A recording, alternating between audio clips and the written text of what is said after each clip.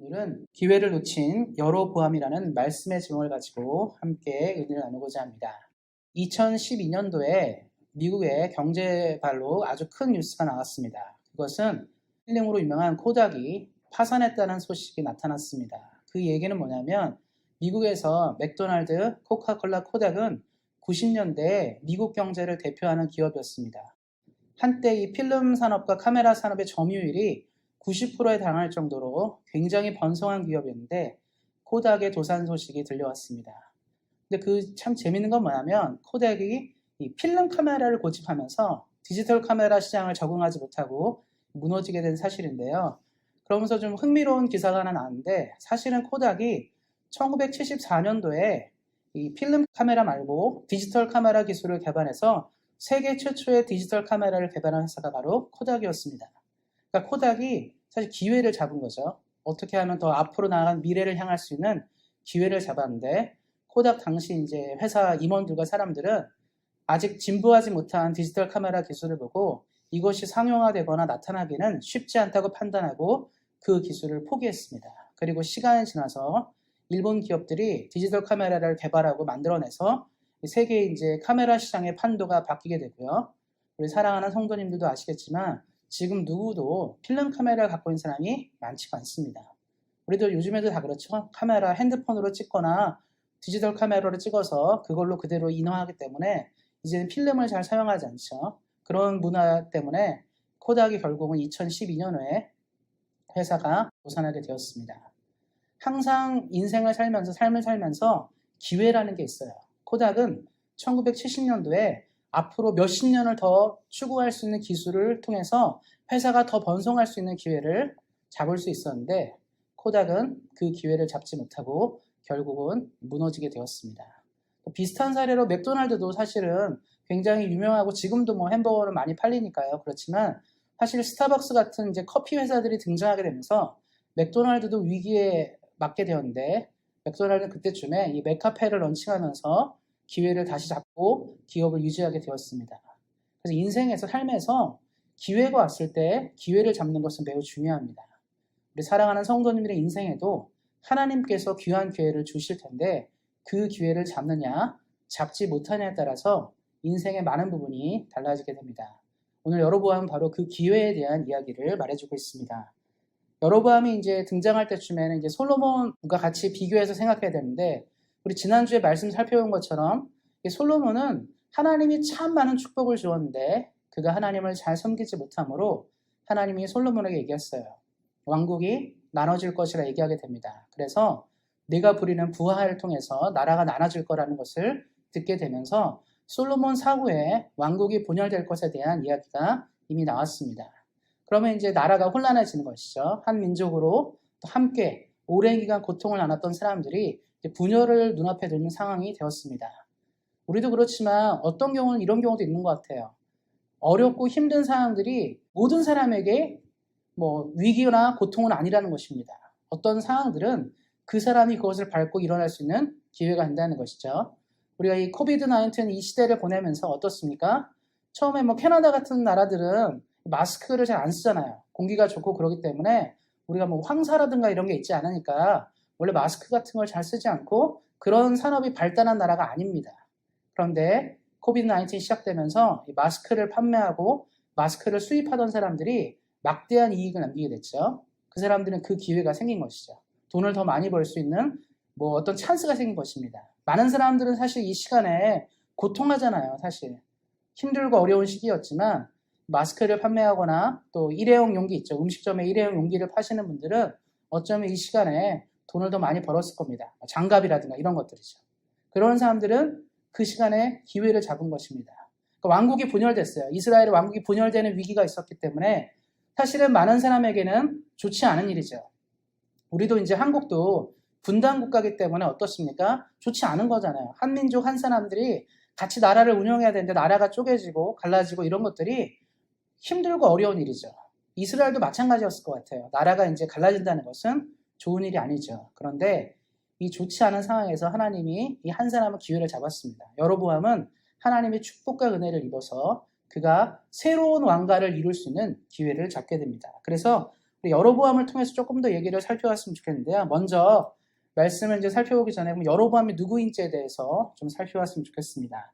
말씀이 이제 구절들은 적어놨는데 나중에 집에 가서 한번 읽어보시면 되겠고요. 제가 조금 설명을 드리겠습니다. 여로보암의 이름의 뜻은 번성하다는 의미를 갖고 있고요. 다른 뜻으로는 백성이 증가하다는 뜻을 갖고 있습니다. 왕족이 아닌데 태어날 때부터 이 사람 이름은 좀 뭔가 왕족과 관계된 이름으로 나오게 됩니다. 그리고 그는 에브라임 지파 사람인데요. 성경에서 에브라임 지파는 요셉의 후손이고 요셉의 이제 장자의 후손이라고 보시면 되겠습니다. 실질적 장자는 므낫세인데요. 영적 장자가 에브라임이 되면서 에브라임 지파는 요셉 지파의 우두머리였고 이스라엘 지파 중에서 가장 유력한 지파 중에 한 사람이었습니다. 성경에서 이제 에브라임 사람이 누군지 잘 모르실 텐데 대표적인 에브라임 지파 사람은 바로 여호수아입니다. 여호수아가 에브라임 지파 출신인데요. 성경에서 나오는 가장 유능한 리더 중에 한 명이었죠. 그리고 그 다음에 나오는 가장 유능한 리더가 바로 여로보암입니다.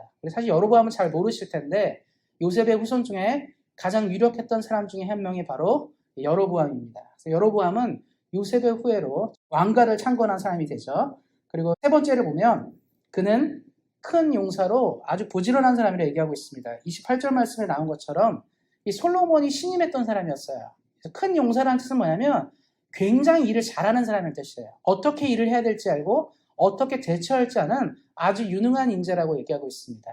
또 이런 사람이 부지런하기까지 해요. 그러니까 이 사람에게 뭘 맡기면 그 사업이 잘 진행되는 것입니다. 그래서 솔로몬이 어떤 건축 사업을 할 때 여로보암을 기용했는데 그가 그 일을 잘 감당했다는 것을 볼 수 있게 됩니다. 그러니까 우리도 그렇죠. 요즘에 뭐 대선이 있다, 뭐 선거가 있으면 유력한 주자들이 나오잖아요. 여로보암이 그런 사람이었어요.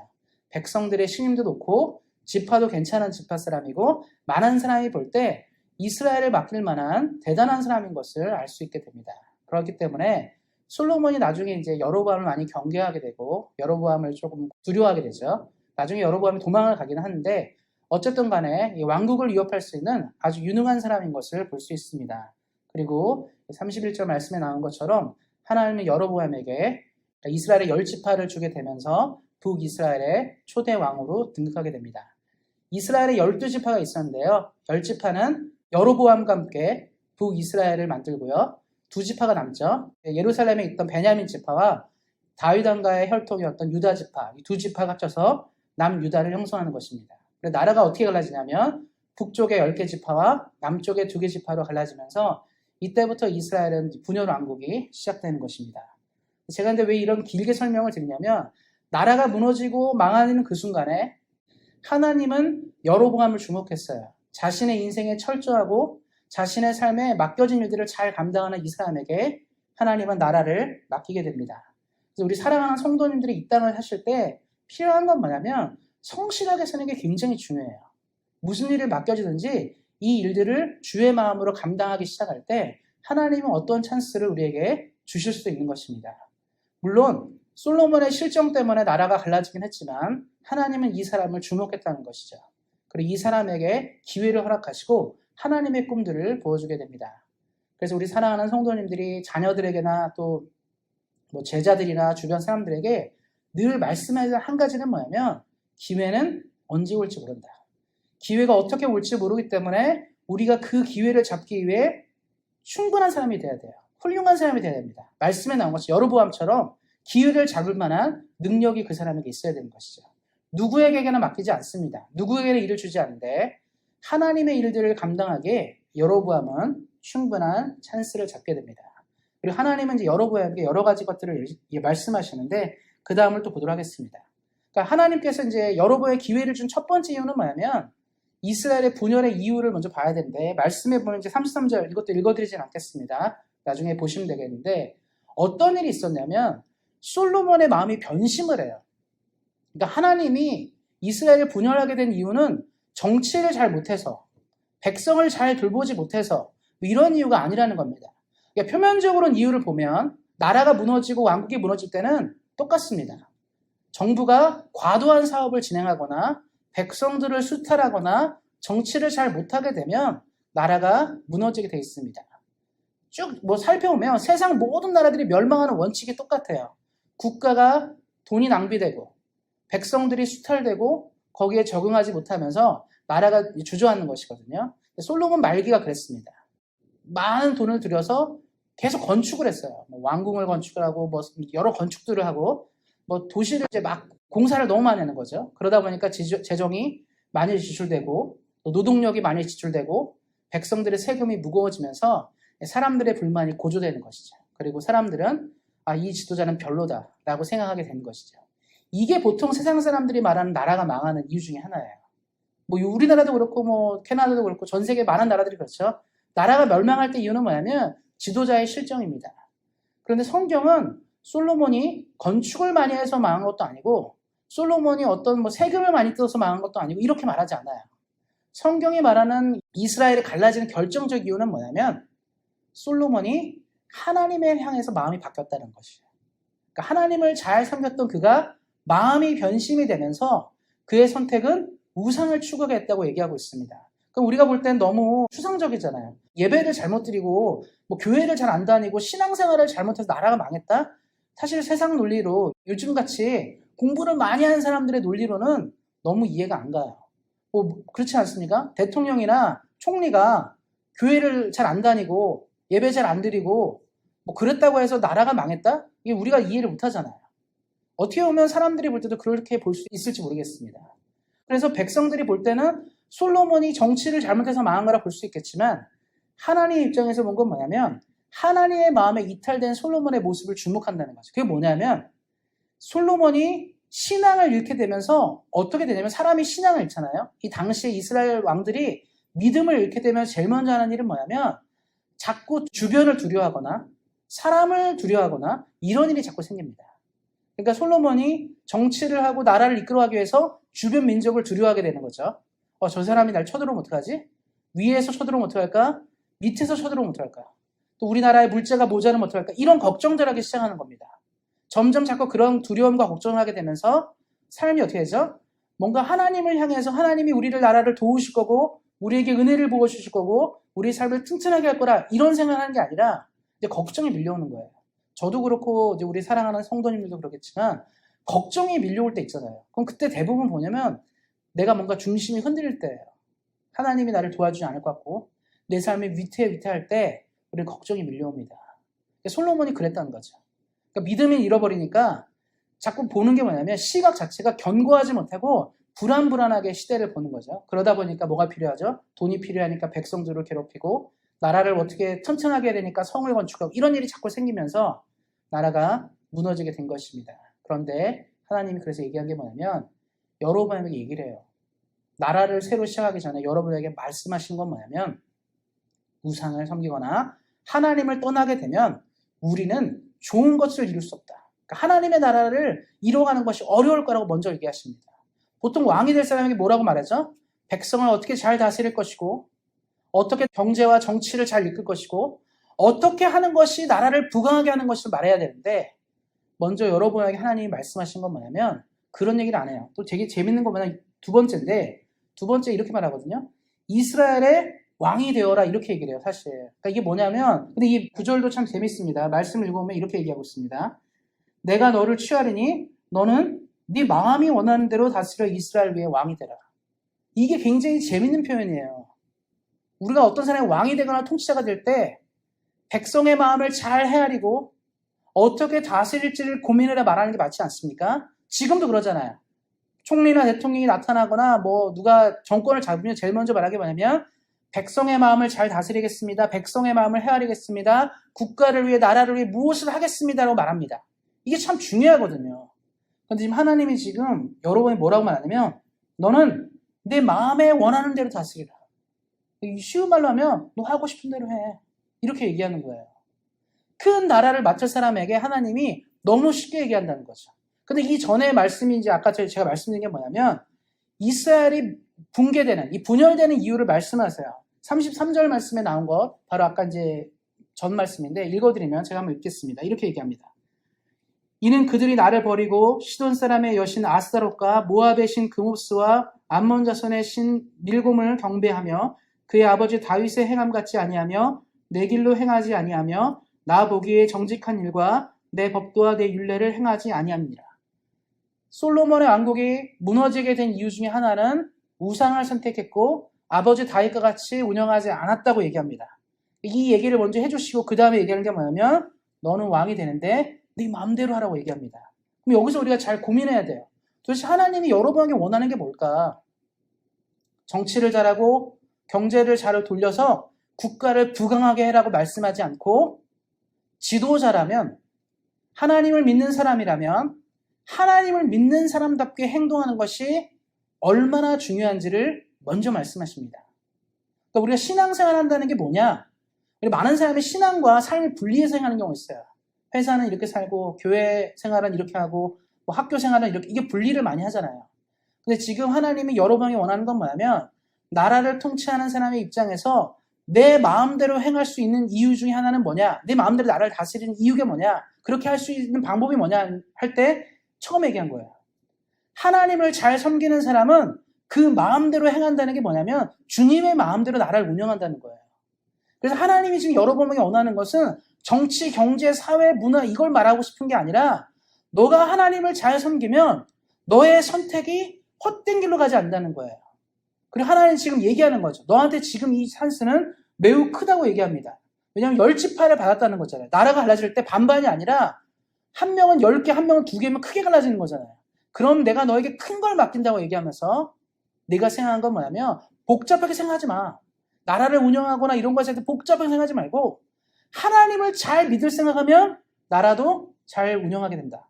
우리가 볼 때는 너무 추상적이죠. 사실 뭐 신앙생활을 잘한다고 뭐 나라를 잘 운영하고 회사를 잘 운영하고 공부를 잘하고 이러지 않잖아요. 그러면 하나님이 도대체 왜 이렇게 말했을까요? 그 다음 말씀에 연결됩니다. 이 38절 말씀이랑도 연결되는데 이 다윗의 길이라고 얘기하는데요. 38절을 이렇게 얘기하고 있습니다. 네가 만일 내가 명령한 모든 일에 순종하고 내 길로 행하며 내 눈에 합당한 일을 하며 내 종 다윗의 행함같이 내 율례와 명령을 지키면 내가 너와 함께 있어 내가 다윗을 위하여 세운 것 같이 너를 위하여 견고한 집을 세우고 이스라엘을 내게 주리라. 만약에 하나님이 원하는 것을 너가 하기 시작한다. 다른 말로 하면 여로보암에게 복잡하게 생각하지 말고 주님을 잘 섬기게 되면 선택이 올바를 수밖에 없다는 거예요. 이스라엘 사람들이 지금도 사랑하고 가장 강대한 시절로 기억했던 다윗의 시대는 다윗이 뛰어난 사람이 아닙니다. 뭐 학벌이 높고 공부를 많이 한 사람이 아니고 그는 전장을 누비는 장군이었어요. 그런데 나라를 잘 다스리는 이유는 뭐냐면 성경에 이렇게 말하고 있습니다. 다윗은 중요한 순간마다 그가 잘 몰라요. 내가 이 나라를 어떻게 운영해야 되지? 하나님 내가 이 큰 이스라엘을 어떻게 운영할까요? 이런 고민이 있을 때 다윗이 늘 한 가지가 있어요. 그건 뭐냐면 물어봤습니다. 하나님 내가 이거 어떻게 될까요? 하나님 내가 이 나라를 어떻게 다스려야 될까요? 하나님 내가 어떤 믿음으로 서 있어야 될까를 늘 물어봤다는 거예요.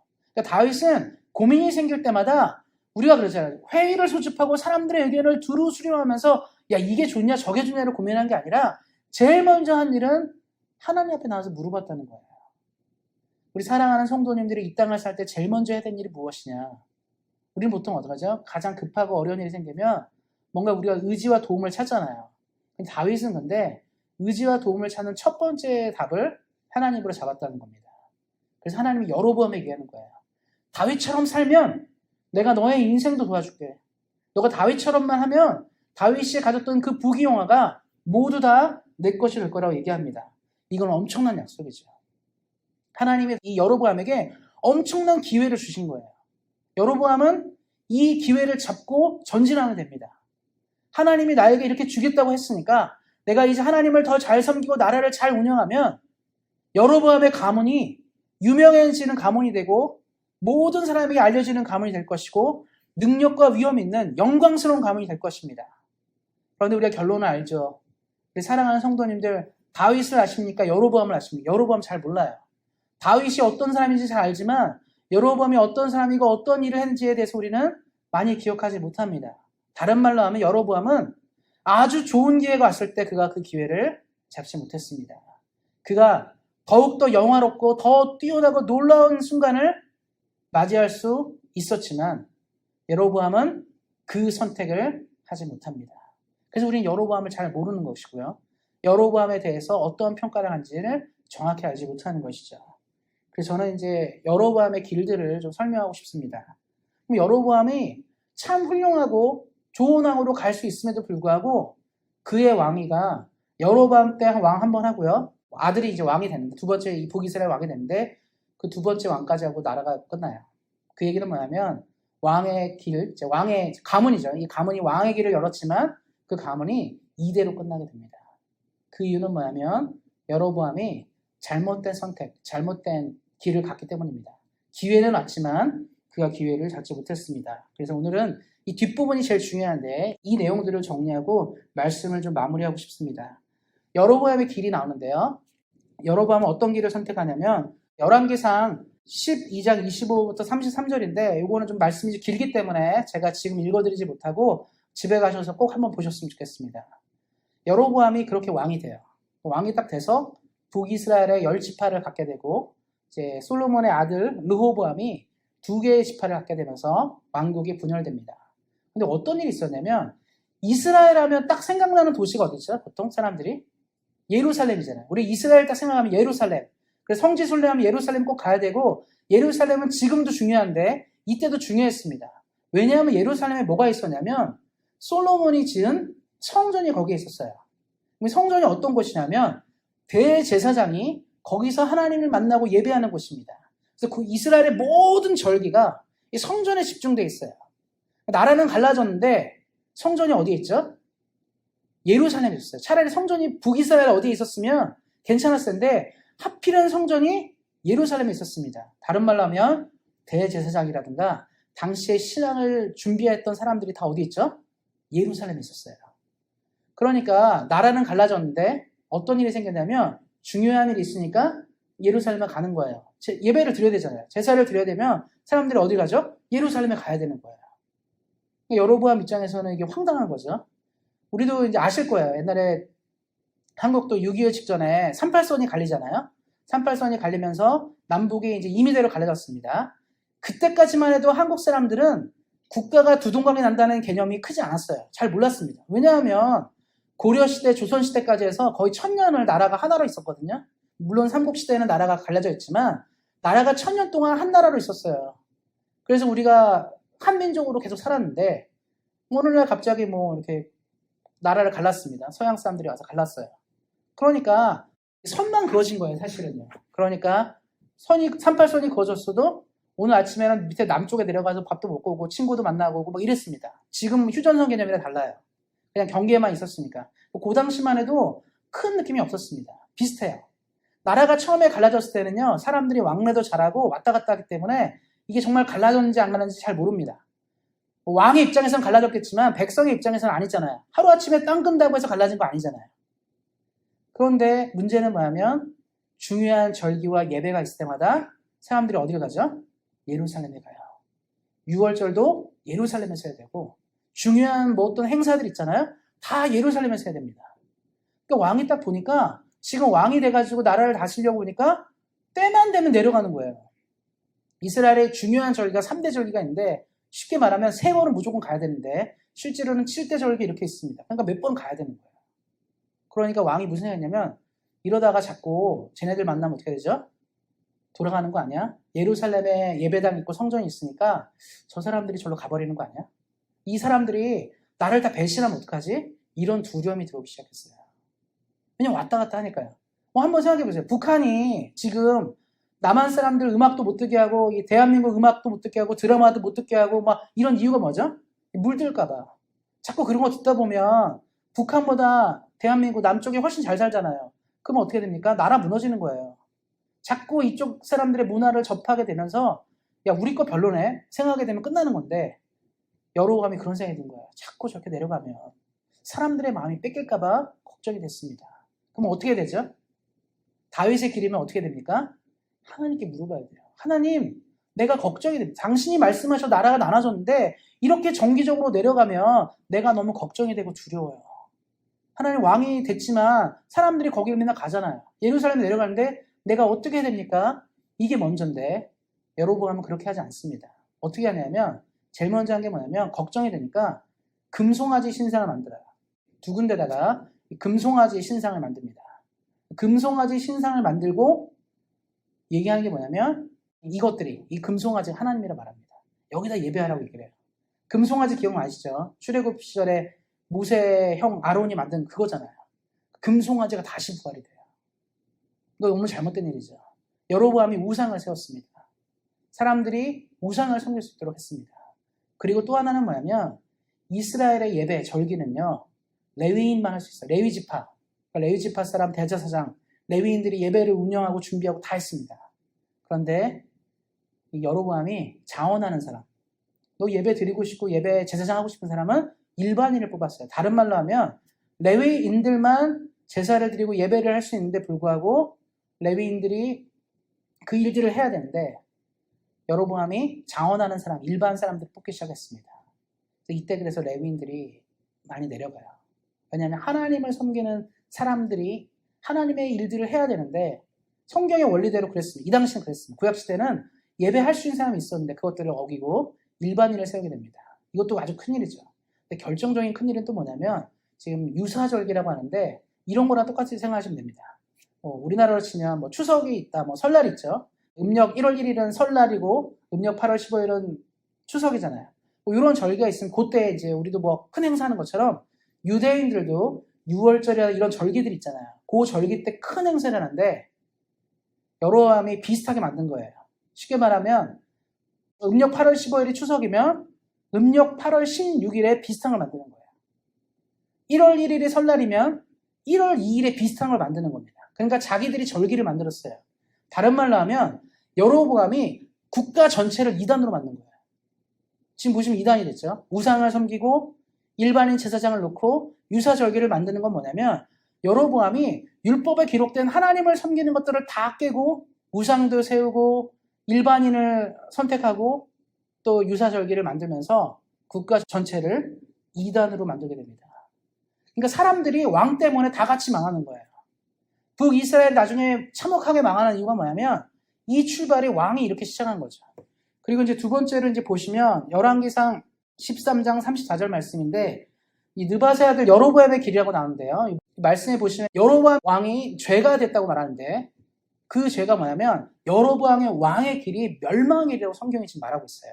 그게 뭐냐면 여로보암이 처음으로 우상을 도입하고 일반인 제사장을 도입하고 절기를 바꾼 이 문화가 북이스라엘에서 안 없어지게 된다는 거예요. 그래서 우리 성도님들이 성경책을 열왕기를 쭉 읽다 보면 이런 말이 진짜 많이 나옵니다. 느바세 아들 여로보암의 길을 그대로 행하여 여로보암의 길을 따라 행동한다. 이런 말이 많이 나와요. 역대기라 이런 데 보면 뭐라 나냐면 다윗처럼 살았느냐 살지 않았느냐는 기준이 되거든요. 다윗처럼 사는 것은 하나님이 기뻐하는 것이고 다윗처럼 살지 않은 것은 하나님이 미워하는 거다. 이런 기준이 된 것처럼 여로보암의 길이 기준이 돼요. 여로보암처럼 살면 망하는 길이다. 이게 기준이 돼버립니다. 그래서 북이스라엘 왕들은 뭐가 기준이 되냐면 여로보암보다 더 심했느냐 덜 심했느냐 이런 식으로 따지게 돼요. 이게 얼마나 안타까운 일입니까? 다윗은요 이름 자체가 축복이라는 상징이 된 거예요. 다윗처럼 살면 복 받는다. 근데 성경에서 여로보암처럼 살면 멸망한다가 상징이 된 것입니다. 우리 사랑하는 성도님들이 이걸 꼭 기억하셔야 할 게 있어요. 여로보암은 왜 이렇게 됐냐? 하나님이 준 기회를 가지고 나라를 다스리고 영원한 왕가를 약속하셨어요. 여로보암에게도. 너가 하나님을 잘 믿고 따르면 너의 왕가도 튼튼하게 하겠다. 다윗처럼. 그런 말씀하셨는데 여로보암이 왜 무너졌냐면 아까도 말씀드렸지만 여로보암의 시각이 하나님을 향하던 시각에서 땅을 보기 시작했어요. 지금 내가 가진 건 뭐지? 사람들이 어떻게 살지? 이런 걸 보기 시작했습니다. 그러니까 그의 마음과 생각이 빼앗겨 버린 거예요. 믿음은 어렵지 않습니다. 어렵지 않아요.